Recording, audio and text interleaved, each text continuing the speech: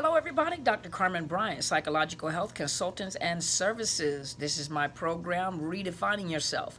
This is a program that was developed for women that are thinking of leaving and needing more information or have left and are recovering from domestic violence. My specific area of interest and topics are narcissist abuse, so overcoming narcissist abuse. For those of you that have not already, please go to my YouTube channel and subscribe and hit the bell so you know whenever I come on live and whenever I post new videos. You're also welcome to join me on my professional Facebook page, which is Psychological Health Consultants and Services. To those of you out there, Merry Christmas, Happy Holidays. For those of you, as I promised, I did come on live on Christmas. I thought about rebroadcasting or saving it on YouTube channel, but I decided to just save that for those of you that tuned in on that particular day that just needed some words of encouragement that joined me. So thank you guys for joining me, and I just wanted to give you guys a word of encouragement because this is the holiday season. So Christmas to New Year's area, New Year's time frame is normally the season in which suicide is at its highest, depression, anxiety is at its highest. And for those of you that have, this is your first time being narcissist free, or abuse free, or been away from that narcissist, the first holiday seasons can be very difficult. Usually there are a lot of people that are coming to counseling at that particular time. They're looking for counseling during that season. And so I just wanted to come in to let you guys know, first of all, we always want to make sure that we try to prevent suicide. And of course, I'm just on the other side of the camera. I'm not in each individual homes or in a counseling position of counseling for most of you, but just to come on and let you guys know that somebody cares, someone is thinking of you, and there are other people, for example, Miss Angie Atkinson, who does things during the holiday seasons to check in. I think she did something for Thanksgiving as well, to check in with those, and so you have people out there that care enough to want to come in and check on you guys to make sure you guys are doing okay during the holiday season, because for some of you guys, this is a very hard season. First time being alone, being lonely, and not knowing what to do with your time. And so I just wanted to check in with you guys. And so those of you that checked in, thank you guys. Mr. Brad shared that you were married for 35 years to your high school sweetheart, and she passed away, and the way that he connected to the narcissist was in a grief group. So that wound was very, very fresh, because both of you guys have grown up as children, kind of raised each other from childhood, and then after 35 years of having a consistent companion and partner, she passed on, and so you were very, very vulnerable. You were in a grief support group, and of course the narcissist made her move. And so first of all, my sincerest condolences, as I said that day on Christmas, my sincerest condolences. And he did say that he was free, and that you had your four-legged companion, so it's not that you'll never find love again, but you still need to go through the process of healing, especially 35 years of being with your sweetheart, a constant companion, takes a while to recover from. And so it's not the time to connect with someone, because as you see, you're very vulnerable, just like after surgery, very vulnerable to pull in a narcissist. And then Miss Glitterbox joined us, and she made a few comments. You guys go read the comments. The comments are made public. Made a few comments in reference to the narcissist finding new supply and marrying someone.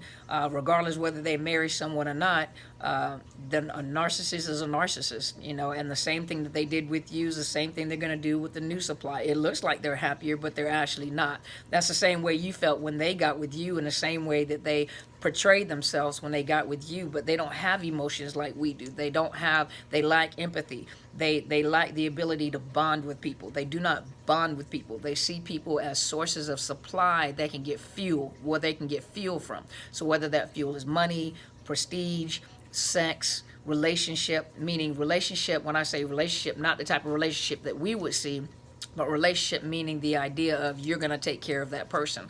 So there's different ways that they can collect or get fuel from people. And so having left you, you may have been the primary source of supply, and they moved on and they found another primary source of supply, so you became the secondary source of supply, and so forth.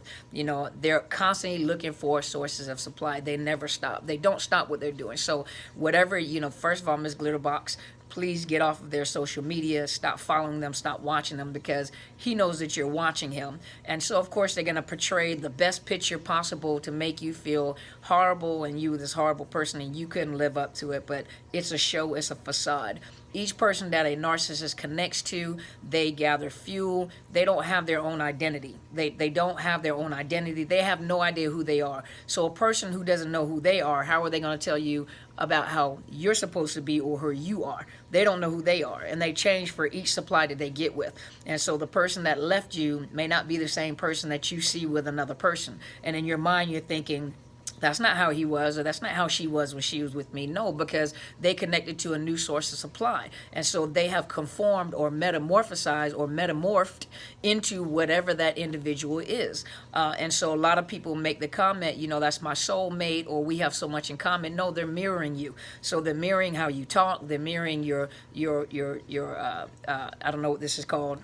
I do, but I can't recall at the time. But your gestures, they mirror your language, they mirror your lifestyle. They pick up. That's why they don't know who they are. They mirror so many people, or they camouflage themselves within so many people that, of course, they have no idea who they are. They don't know who they are.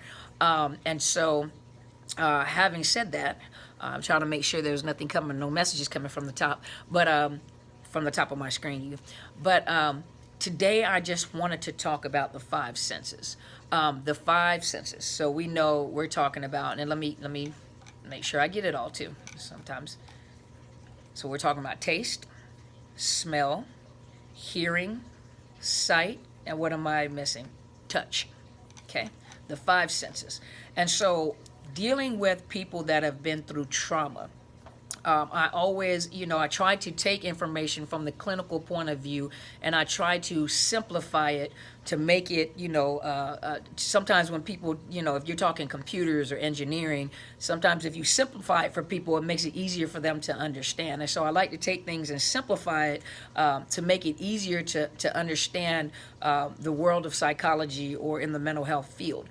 And so usually when I have people that come in with post-traumatic stress or complex post-traumatic stress, just like many of you guys are suffering after coming out of a relationship with a narcissist and being abused by a narcissist. And I think, Ms. Glitterbox, you said on there that he never physically abused you, but he did cheat. He did, cheat. He did, that's abuse.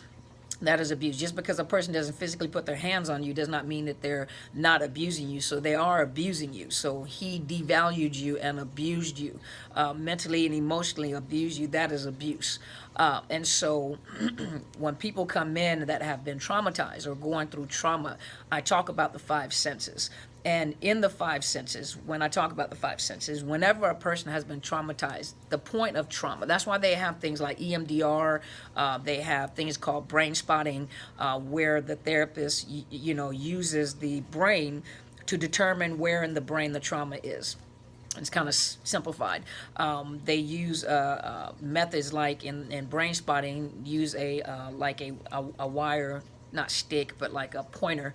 And what they do is, as they're telling the story, they try to figure out where the eyes were located at the time of the trauma. For example, a car accident. They could have been going up a hill, so your eyes are positioned a certain place. If they can get those eyes positioned in the place where the eyes were at when the trauma occurred, the emotions come out. And so when you're dealing with the five senses, when you've been traumatized, it's like all five of your senses become very, very sensitive and absorb the environment. Remember, the way that you learn your environment is through taste, touch, smell, hearing, and sight. So this is how we learn our environment. This is how we learn. This is how we connect with our environment. This is how we learn. This is how we learn. And so when you've been traumatized, even remember, if you go back and watch those videos of trauma bonding with a narcissist, how they trauma bond you, the thing about it is that all 5 of your senses are being used. And so if you think back for just a moment, if you've ever been in a car accident or something, serious has happened that caused your, think about it, all your senses are wide open. And so all your senses are super sensitive and they absorb the environment. And so there are people that come in that don't like certain holidays or certain seasons. They don't like certain smells, certain touches. They don't like certain things like forestry, or they don't like certain things that they see, certain taste. Even your taste buds, you can taste the air. Actually, you can taste the air, what's in the air. But everything becomes hypersensitive. Your hearing, hypersensitive. Everything is very, very, very sensitive. And so in your subconsciousness, all this is stored. And so a lot of times what happens is people are triggered. They're triggered by smells. For example, and I always use this example, someone that may have been molested in childhood by someone that wears Brute. There are certain, if anyone knows about perfumes and fragrances, that there are certain oils, essential oils, and notes that are put together to create a specific smell. The nose is so keen. You've heard of those people called the nose that actually are paid. They have a very sensitive sense of smell. They're capable of smelling perfume and they can break down the notes in the perfume.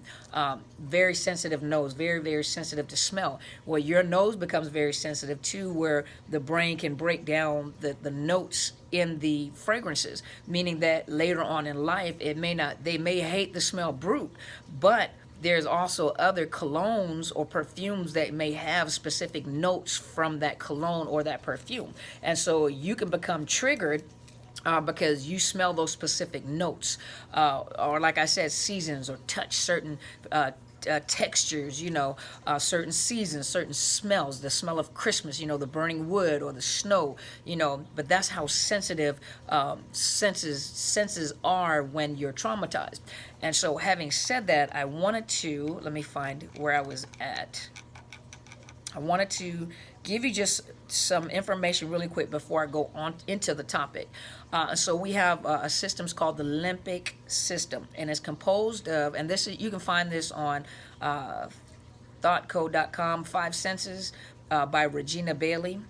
And she updated this September 27th. It's the 5 senses and how they work. And there's something she said in here. It breaks down like how the brain and the nerve and the peripheral nervous system, central nervous system works when it comes to the senses. But I just wanted to take pieces of this to explain something to you. So the limbic system is composed of a group of brain structures that play a vital role in sensory perception, sensory interpretation, and motor function. Hopefully I say this word right. That the amygdala, for example, receives sensory signals from the thalamus and uses the information in the processing of emotions such as fear, anger, and pleasure. It also determines what memories are stored and where the memories are stored in the brain. The hippocampus is important in forming new memories and connecting emotions and senses, such as smell and sound, to memories. So your memories, when you have memories, or especially traumatic wise, there are smells associated with your memory, there are sounds associated with your memories, maybe touch associated with your memories, or something that you see associated with memories. The hypothalamus helps regulate emotional responses elicited by sensory information through the release of hormones that act on the pituitary gland in response to stress. Okay, so the next one I wanted to go to, let me look. Oh, I closed one out. I did not mean to do that. Let me look. I accidentally closed one out. Let's go to the brain and body and trauma. And you can find this on Phoenix. So it's www.phoenix-society.org. And this is, let me look. For burn survivors, is Calming Trauma, How Understanding the Brain Can Help. And this is by Dawn McClelland. She's a PhD, and Chris Gilliard, an MA. But I wanted to, there's a paragraph in here I wanted to read to you guys. And so, let's see. When a person experiences a traumatic event, adrenaline rushes through the body, and the memory is imprinted into the amygdala, which is part of the limbic system. The amygdala holds the emotional significance of the event, the intensity, and the impulse of emotions. Let's see. For example, if you're on a roller coaster, your sensory information is fear, speed, stress, excitement, not life-threatening. The amygdala can read the emotional significance of the event. It's a ride, it's fun, you're done in 3 minutes. The amygdala stores the visual images of trauma as sensory fragments, which means the trauma memory is not stored like a story, but how our five senses were experiencing the trauma at the time it occurred. The memories are stored through the fragments of visual images, smell, sounds, touch, taste. So let's see. Consequently, after trauma, the brain can easily be triggered by sensory input. Reading normal circumstances is dangerous. For example, red light is no longer a red light. Now it's possibly a spark. A barbecue can be just a barbecue, but now sounds like an explosion. The sensory fragments are misinterpreted, and the brain loses its ability to discriminate between what is threatening and what is normal. So does that make sense to you guys? So I said that to go to this. So this is on healing from complex trauma and PTSD and complex post-traumatic stress. And this is, let's see. This is healing from complex trauma and PTSD.com. And this is talk about grounding. You hear a lot about grounding in therapy. They talk about grounding, especially when you're going through trauma. And let me give you an example of grounding before I get into this. In the military, we used to work out of this, we call it an expando van. It's a big metal. I think it was a unit in the back, which was a big metal container in the back that expanded open and became an office for us to work in. But it was metal. And so what happens is everyone knows in the military, if you've been in the military, you know that whenever you're dealing with these big metal containers that were in like offices, and then you have computer systems inside. So there's computers inside where everyone is working on the computers. Well, in order to keep the computers from blowing, because of the fact it's not grounded and there's static electricity and electricity going through, you can blow out the computers, and on top of that, if you lean over and touch like one of the metal cabinets, you can be shocked. I used to get shocked if I did, and that's how I knew I had to go out and ground the van. So you would touch it and you can get shocked. You see the hairs on your arm lift up, or you get shocked. You know, it's a shock. Not a deadly shock, but it's like a shock. Is worse than static shock, but it's a shock. And so there's this wired piece that's connected to the side of the van, and then there's big rod. And so we would have to take this big rod before we turned on anything, this big rod, and put it in the ground and hit it with this hammer. They had these two pieces on it. We used to hit it with this hammer to get it into the ground. Well, it grounded the vehicle so that electricity would not run through it and blow out the systems on the inside of the van or shock you as you're walking through there. And so having said that, now speaking of grounding when it comes to like learning how to, because in post-traumatic stress and complex traumatic stress, and some of you most of you that have been through trauma with a narcissist that has used trauma bonding, your mind will disassociate back to those times, and you may have reactions and responses. You're hypersensitive, you're depressed, your mind will either dissociate to try to block it out, or your mind will go back and you're triggered off of sound, sight, taste. You're triggered. You're triggered because you have been trauma bonded.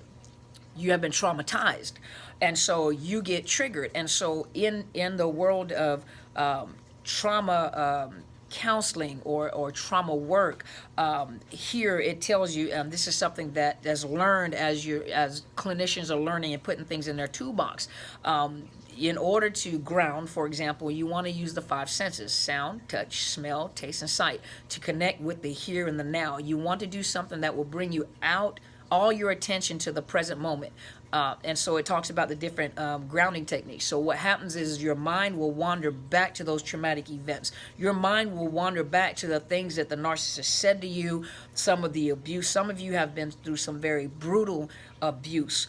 Children have been through brutal abuse. Some of you have been through some horrific things that has really traumatize you in these relationships, whether it's, I can't say regular domestic violence is domestic violence, and or narcissist abuse compiled on top of that.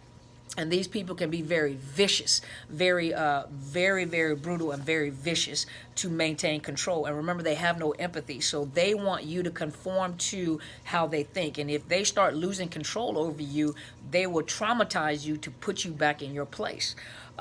So, for example, they talk about things like grounding. So, sound.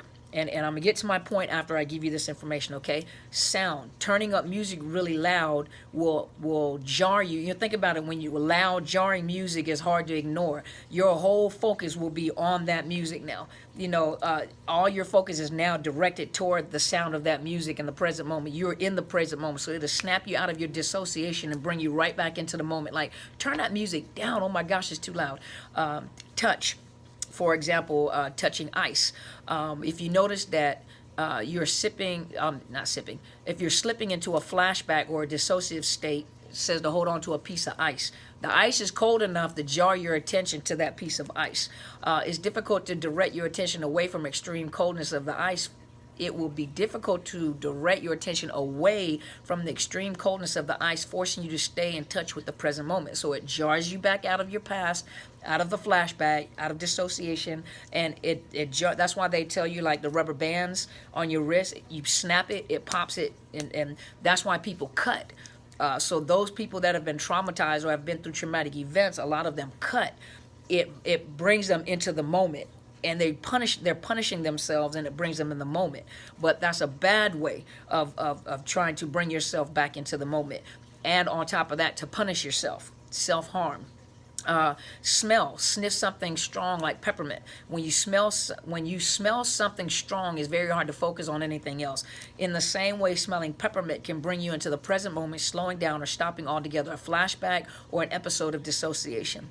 Taste. Bite into a lemon. The sourness of a lemon and the strong sensation it produces in your mouth when you bite into it can force you to stay in the present moment. Sight. Take an inventory of everything around you. Connect with the present moment by listing everything around you, identifying the colors you see, count all the pieces of furniture around you, list off the noises you hear. Take an inventory of your immediate environment can directly connect you with the present moment. So they're talking about grounding and reconnecting you to the present moment. Let me make sure I gave you guys everything that I had on here, okay? And so having said that, I want you to be aware that when you are being love bombed by a narcissist, male or female, it's not that they think, but your five senses are at work. And they're not, some of them that are more advanced in narcissism. Remember, you have the low, mid, the elite, or the greater. I think it's the elite and the greater. So you have levels of narcissists within the narcissist spectrum. And so you have the lower and the mid, which have less control over their emotional outbursts. They have no control of their they don't know how to emotionally regulate. They never know how to emotionally regulate until what they do is because they don't know how to emotionally regulate, they connect to fuel. Their fuel, they always need someone to regulate them. For example, and then the example I can give you is that snakes are cold-blooded creatures, cold-blooded reptiles. So if you ever notice, if you've purchased a snake before, they tell you to buy a warming rock, or certain lizards buy a warming rock, because they cannot regulate their temperature in their body. So they have to find a source of supply that provides them with fuel, heat, to get on the rock to warm themselves back up. A narcissist is like that. They cannot self-regulate. They have to find a source of supply to regulate them. They connect to people and then they blame you for their happiness or sadness. And it's really them. They cannot self-regulate. So if you bring you bring them admiration, you bring them money, you bring them sex, whatever it is, they're regulating through the use of supplies, like getting high off of cocaine or whatever drug of choice, getting high off of that supply, off of that. That's how they regulate themselves. They cannot self-regulate. And so, having said that, is that when they're hoovering you or when they're love bombing you, when a narcissist is trying to figure out your weak point, or they're trying to figure out how to enter in, they will use the five senses. For example, ladies, gentlemen, men are normally attracted by what they see. Men are sorry, my nose is itching, but men are visual. Men are attracted by what they see. Women are more emotional. Emotional, that they're attracted by what they hear. And so what they hear, in order to stimulate a woman, a lot of times is what they hear and then what they see. Men is what they see. And so a narcissist, let's say example for a man, most narcissists are attractive. Now, I've seen some ugly ones, y'all. So I have seen some ugly ones. So it's not really a matter of sight, of how they look. It's the influence that they have. What are they using to pull you in? What weakness have they tapped into to pull you in? For some people, the depression, lack of money, vulnerability, low self-esteem, a lot of things. They're fishing. That's what they do. They fish. And so for some women, you're attracted to a very attractive guy. They have to find those subtle facial expressions. In counseling, we look for subtle facial expressions. And I think I've heard this on investigators, police officers, when they're doing interrogations, they're looking for subtle facial expression. Usually the higher percentage of communication is not through verbal communication, but is the nonverbal communication, facial expression, body language. And so the narcissist is looking for subtle nonverbal communication to see whether or not they've gotten in there. So if they're attractive, they look to see what your facial expressions are, or what kind of facial nonverbal communication you're providing to see whether or not that will get them in. Did she connect, or did he connect with my appearance? Number two, smell. A lot of narcissists will use specific colognes. I think it's the pheromones that those pheromones in the cologne to pull you in. So certain smells that will attract you and pull you in. There's even they actually sell pheromone in a bottle that women can get. It's pheromones that will pull in, will activate the senses, the sense of smell. You can't smell it, but the pheromones, there's the spray that women use that it releases pheromones, and the male will be pulled in. I guess that's the best way I can describe it. But certain colognes that men use, or certain perfumes that women use, will cause a person to respond. Oh my gosh, that smells so beautiful. Oh my gosh, that smells so, oh, he smells so good. And he looks good on top of that. So think about it. So now they're working on your sense of sight, your sense of smell. And remember, they're looking for subtle nonverbal communication, certain facial expression, certain body movements, body posture, facial. They're looking for these subtle signs. So now you got this smell, sight, touch, for someone to come and tell, oh, excuse me, I didn't know that was your hand. I didn't know, or the touch, if, and this is one of the things that I teach concerning like pedophiles or sexual predators, where I was listening to I don't know if he was a level 3 sex offender, or I don't know what level he was, but he said that the way that he would pick his victims, he would go into like baseball games or like crowded areas where the child was kind of alone, and the parent may have been somewhere or may not be anywhere around, so women, don't leave your kids alone. But he would go like where the kids were kind of standing alone and put his hand on their back. And so he put their hands on their back, and he said that when the child leaned into the touch, he knew that the child was not getting affection or touch. So he knew that this was a potential victim to groom. If the child pulled away, don't touch me, get off of me, he knew that that was probably not a good child to groom, but when the child leaned into the touch, it let him know that the child was vulnerable, and the child was not getting affection or love or touch. And so that's how a narcissist will use touch too, the touch, or touch. Females, a lot of females, some females are very touchy-feely, so they'll touch. And some men like touch. Some women like touch, where the man may, touch or kiss your hand, take your hand, kiss your hand, you know, and then, oh, you know, then you're flattered. But sense of touch, so we smell, sight, touch. What else? Taste. If you like chocolate, remember chocolate, it produces that feel-good sensation. It releases those chemicals.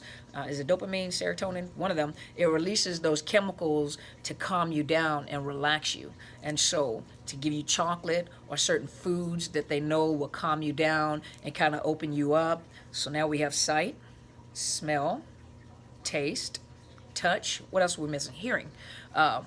Those women that like men with deep voices, or those men that like women with those sexy voices, you know, there are certain frequencies in the voice, frequency in a voice when a woman is talking or when a man is talking, you know, that can calm you down, that will just move you emotionally, that will cause you to respond. And remember, they're watching your non-verbal communication. They're watching the cues. They're watching you. They're predators. They watch you. They listen to you. They even listen to the frequency of your voice when you're talking.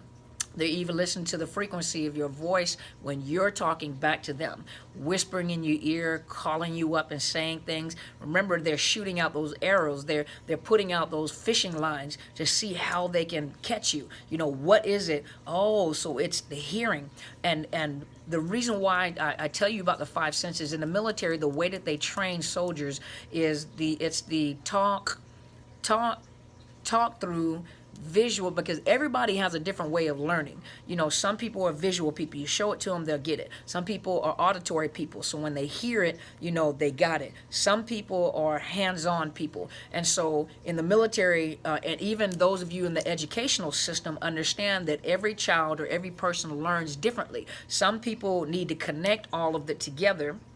Some of them need to connect it all together, and some learn, you know, by visual, by sight, you know, by hearing. And so, like in the military, what we used to do is we would read the soldier manual, and we would talk them through. So while we were talking them through, we would have someone walking it through. So as we're given the instructions, step-by-step instructions, you know, number one, do this. Number two, do this. You'll see a person doing it. So they're hearing it and they're seeing it at the same time. Then what we would do is put the soldier on the piece of equipment or whatever we're teaching them, and then we'll walk them through. Number one, do this, so they can get a feel for themselves. And so when all that has been completed, we turn around and say, okay, now walk me through. Tell me what you just did. So the visual, the auditory, and the hands-on. And so you have to remember that a narcissist also uses these methods to figure out where is your entry point, where is that hook where I can hook you. They'll use all five of your senses, you know, the auditory, the visual, the taste, the smell, the touch. What is it that will hook this person, or where is it that I can throw this line and they'll bite it? And once they figure out, like, oh, that's a visual person, or oh, that's an auditory person, oh, that's a touchy person, oh, that's a, you know, a taste person, you know, then they'll bombard you in that area to pull you in, you know, telling you how beautiful you are. I've never met anybody like you.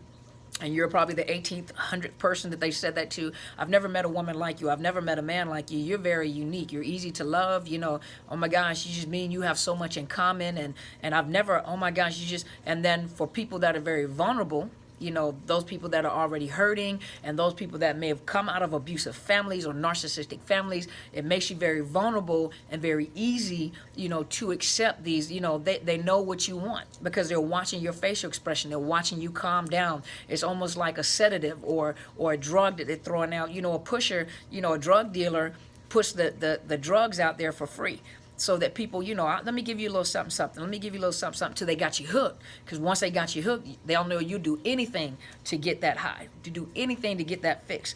Likewise with a narcissist, when they're trying to bait you, look at them as a pusher. I'm going to throw this out there to see where you'll bite this line. And once I got you, you're going to have to pay for my attention. You're going to have to pay for You're gonna have to pay for this. You're gonna have to pay. And I know that I have you hooked enough where you are addicted to me, where you're gonna need me.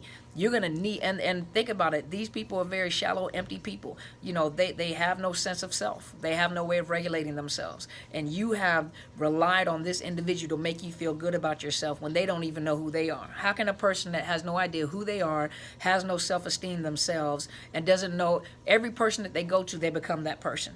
So they have no clue who they are. Every supply that they go to, they become that particular supply. But yet they're telling you your value. How can a person that's a cubic zirconia tell a diamond how valuable a diamond is? You don't know how valuable a diamond is. You are cubic zirconia. Think about it.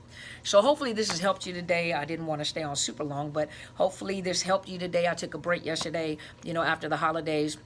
And so I'm back today, and I just wanted to give you a little something to think about it. This is narcissist abuse and the 5 senses. So hopefully you got something out of it. Let me know what you think. Let me know, did you learn something? Did you learn something new? Because remember, in this situation, I don't tell people come out right now. What I do is I want to educate you so that you can make a decision to come out. Once you begin to understand what happened to you, helps you to stand back on your feet, to regenerate yourself, and to come out of your situation.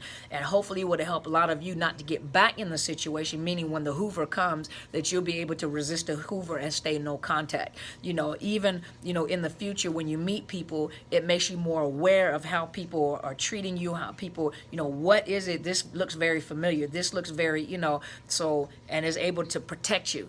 So hopefully this has helped you. Leave some comments. Let me know what you think. Thank you guys for tuning in. If you have not already, once again, go to my YouTube channel, subscribe to my channel, hit the bell so you'll know whenever I post a new video, and then also know when I come on. I usually come on the weekends live so we can chit chat. I came on as promised during Christmas. I just wanted to check on everybody. This is the season in which a lot of people are alone for the first time and don't know what to do with themselves. The holiday season, Christmas through New Year's, where a lot of people don't have anyone. They're kind of by themselves, and I just wanted to come in and check. I was going to repost, but I did not, because I just wanted to make that special between the people that came on at that moment to let you know that somebody cares and someone was thinking about you. Also, I have a Facebook page, my professional Facebook page, which is Psychological Health Consultants and Services. You're welcome to like the page, and please join me. Thank you guys so much for tuning in. To all the new subscribers, thank you guys so much for subscribing to my channel. I hope this is valuable. I hope you're learning something from these videos. I am so honored that you would take your time to even subscribe to my channel. You could have subscribed, and you probably have subscribed to many channels, and you added me to your collection of subscriptions, or for those of you that your first subscription. Thank you guys so much. I really honor that, and I hope that I bring you some valuable information that helped you stay out, get out, and to heal from narcissist abuse. Once again, thank you guys, and go and be great.